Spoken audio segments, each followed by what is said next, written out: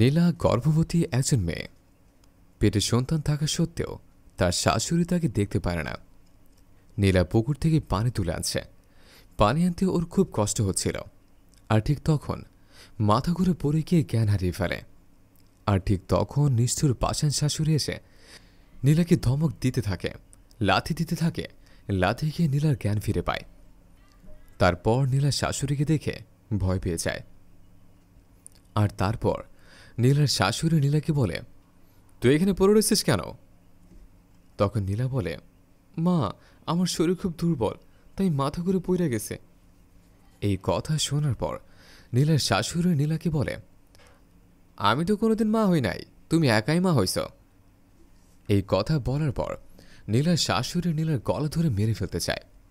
নীলা তখন মাকে বলে, মা, আপনি আমার সাথে এমন করেন কেন?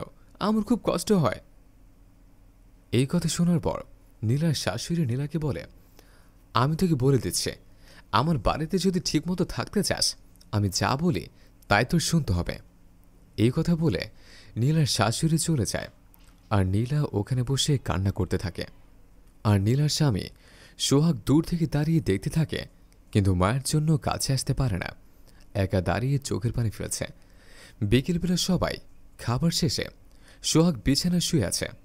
আর তখন নীলা এসে বিছানায় বসে সোহাগকে বলে, মা আমার সাথে খারাপ আচরণ করে, আমি মেনে নিয়েছি, কিন্তু এখন তো আমার পেটে সন্তান। মা যদি এখন আমার সাথে এমনটা করে তাহলে কি মেনে নেওয়া যায়? তুমি মায়ের সাথে কথা বলো। তখন নীলার কথা শুনে সোহাগ বলে, তুমি তো জানো আমি মাকে কিচ্ছু বলতে পারি না, কারণ মা আমাকে দেখতে পারে না। দেখো, আমাদের বিয়ে তো অনেকদিন হয়েছে, এবার তো মা মেনে নিতে পারে। তখন সোহাগ নীলাকে বলে, মা যখন তোমাকে কাজের কথা বলে তুমি কি না করতে পারো না? তখন সোহাগের কথায় নীলা জবাব দিয়ে বলল, আমি যদি মায়ের কথায় কাজ না করে মাকে আমাকে ছেড়ে দিবে, আমাকে মেরে ফেলবে। আর এমন সময় নীলার শ্বশুর খাবার টেবিলে বসে আছে।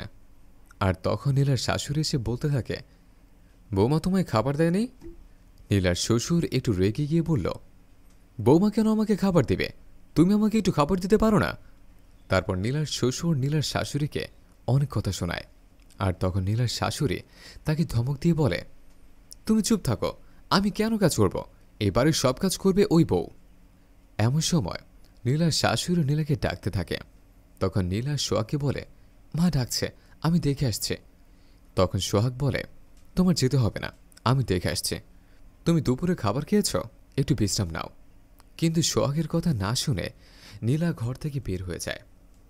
আস্তে আস্তে সিঁড়ি বেয়ে নামে। এদিকে নীলার শাশুড়ি বলতে থাকে, জমিদারের মাইয়া মনে হয় দুপুরে খাবার খেয়ে শুয়ে আছে, আমি দেখছিও কি করে।